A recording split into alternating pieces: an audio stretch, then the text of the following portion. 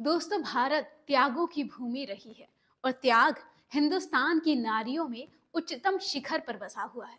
बात करें यदि सीता की या द्रुपद कन्या द्रौपदी की या फिर राधा रानी की, इन सब में एक बात बहुत ज्यादा कॉमन है और वो है त्याग और समर्पण का। दोस्तों, जब किसी ग्रंथ या साहित्य की बात करें तो अक्सर अक्सर उन महत्वपूर्ण किरदारों के बीच हम उनको भूल जाते हैं जिनका त्याग भी अतुलनीय है। मगर महत्वपूर्ण किरदारों के व्यक्तित्व में उनका पात्र उतना उजागर नहीं हो पाता। भले ही देवी सीता सा समर्पण हो या द्रौपदी जैसा संघर्ष और त्याग हो। अगर रामायण में हम बात करें उर्मिला की, तो उर्मिला का त्याग भी कम नहीं है। महाभारत की तो कुंती और गांधारी ने भी कम त्याग नहीं किए। पर ये तो महाभारत और रामायण के पात्र हैं जिनका जिक्र कहीं ना कहीं हमें मिल जाता है। पर वो पात्र जो इन महाग्रंथों में नहीं पाए जाते या जिनका विवरण बहुत ही कम देखने को मिलता है, हम उन पात्रों को आपके सामने लाएंगे। प्रणाम रसिको, glorious eras of Bharat series में आपका स्वागत है। दोस्तों, पिछले दो वीडियो में हमने महान विदुषी या फीमेल वैदिक फिलोसोफर्स के बारे में बात की थी, जिसमें से 21 महान फीमेल ऋषिज का जिक्र हमने किया था।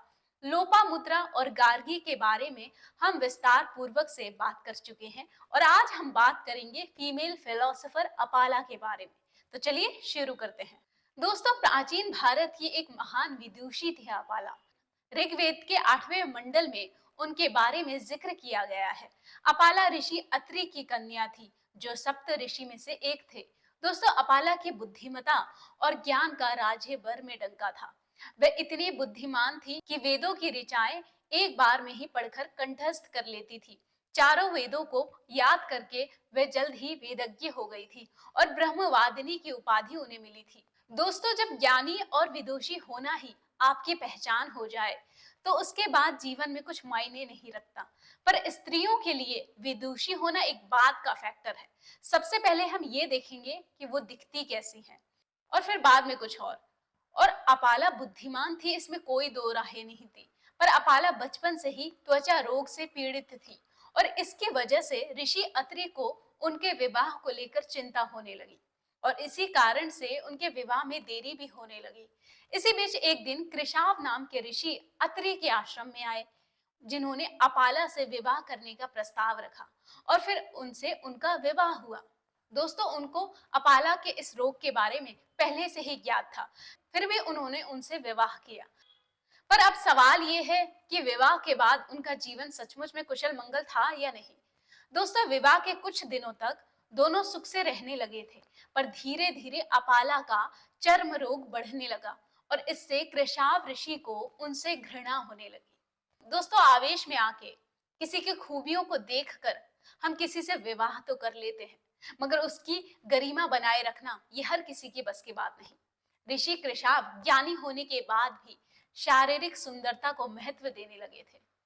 इसलिए कहना और उसे करना महान ज्ञानियों के लिए भी एक कठिन कार्य था, क्योंकि एट द एंड आप कैसे दिखते हैं उससे फर्क पड़ता है। अपाला उनकी इस घृणा को बर्दाश्त नहीं कर पाई और वो वहां से अपने पिता के आश्रम लौट आई। ऋषि अत्रि को अपनी कन्या की ऐसी हालत देखी नहीं गई और उन्होंने इस रोग का उपाय बताया कि तुम इंद्रदेव की उपासना करो, संभवतः वो तुम्हें इस रोग से मुक्त कर दे। ऋषि अत्रि के कहने पर अपाला ने तप करते हुए देवराज इंद्र के प्रासित मंत्रों की रचना की। उनके पास सोमलता थी, पर उसे कूटने के लिए कोई साधन उपलब्ध नहीं था। इस पर उन्होंने अपने दांतों से सोमलता को कूटा और इंद्र को अर्पित किया।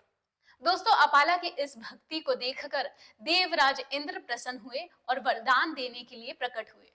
दोस्तों, ये बात गौर करने वाली है कि वैदिक काल में महिलाएं देवताओं को स्वतंत्र रूप से अर्घ्य और भेंट चढ़ाने की अधिकार रखती थी, जो बाद के समय में उन्हें प्राप्त नहीं रहा, या यूं कहा जाए कि कहीं लुप्त हो गया। इंद्र स्वर्ग से धरती पर उतरकर उन्हें 3 वरदान देने का प्रस्ताव देते हैं। अपाला 2 वरदान अपने पिता के लिए मांगती है कि एक उनके सिर के बाल आ जाएं और दूसरा उनका खेत उपजाऊ बन जाए। तीसरा वरदान वह अपने लिए मांगती है कि उनका शरीर सुंदर हो, आकर्षक हो और चर्म रोग से मुक्त हो। दोस्तों, ये बात ध्यान देने योग्य है कि अपाला पहले अपने पिता के लिए वरदान मांगती है और फिर अपने लिए। जो उनकी निस्वार्थ प्रवृत्ति को दर्शाता है और देवताओं को प्रसन्न भी करता है। इंद्र अपने रथ के पहिए के बीच से उन्हें खींचते हैं, जिससे अपाला सुंदर और आकर्षक स्त्री बन जाती है। उनकी पुरानी त्वचा गिरकर एक सरीसृप बन जाती है। इस चमत्कार के बाद अपाला का शरीर तेजस्वी और आकर्षक हो जाता है, जिससे उनका नाम अपाला अर्थात सबसे सुंदर भी सार्थक होता है। वह उन सभी ब्रह्मवादिनी महिलाओं में से सबसे अधिक अभिव्यक्ति पूर्ण थी जिन्होंने वेदों का अध्ययन किया था। इसके बाद कृशाव को अपनी गलती का एहसास हुआ और वे अपाला को लेने के लिए पुनः आश्रम आते हैं।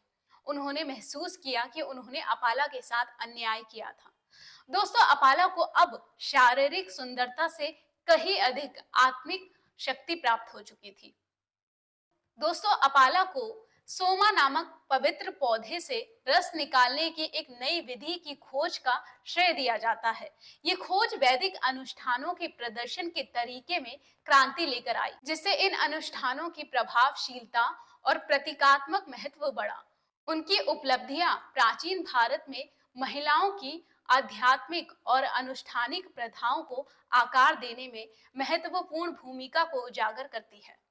दोस्तों, वैदिक एरा की ये फीमेल फिलोसोफर आपको कैसे लगी, नीचे कमेंट में हमें लिखकर जरूर बताएं। And don't forget to like, share and subscribe. Thank you.